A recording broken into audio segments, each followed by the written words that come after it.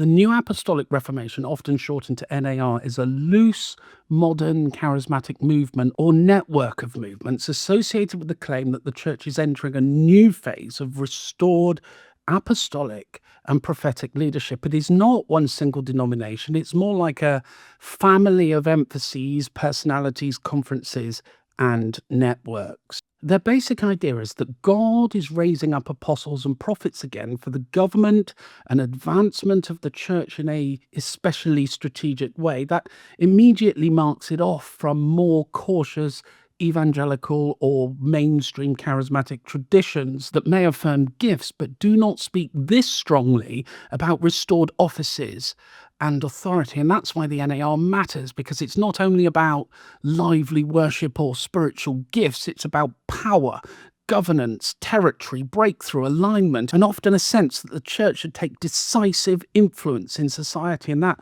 language can be military, strategic, and triumphant. It tends to encourage a world of conferences, a world of impartation and prophetic words and spiritual mapping, revival expectation, and trans-local personality-driven authority. That can be attractive because it does feel dynamic and expectant and global, but it can also be dangerous because accountability becomes hard or impossible, and claims of divine guidance become difficult to test. And the movement is called New Apostolic for a reason, because authority is centralized. The question is, who speaks for God? Who carries mandate? Who is recognized as an apostle? And those are not small matters, especially when leaders begin to command and demand loyalty beyond ordinary church structures. In the British context, the NAR is not the whole story of charismatic Christianity, but its influence can appear through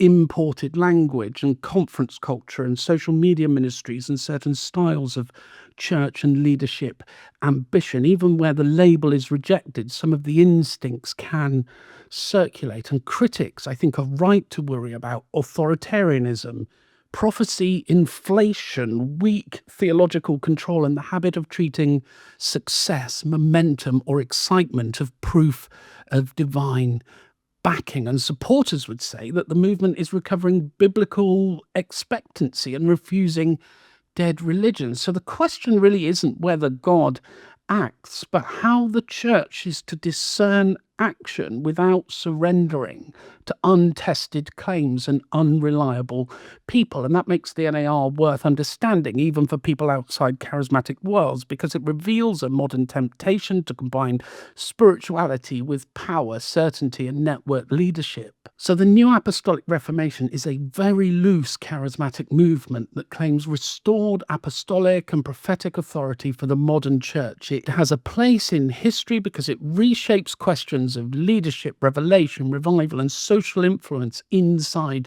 contemporary Christianity. It can borrow the prestige of global energy and fast growth, dramatic testimonies, and transnational networks that can make theological caution look timid. But growth and momentum are not the same thing as truth, and the movement forces the tension between that issue consistently.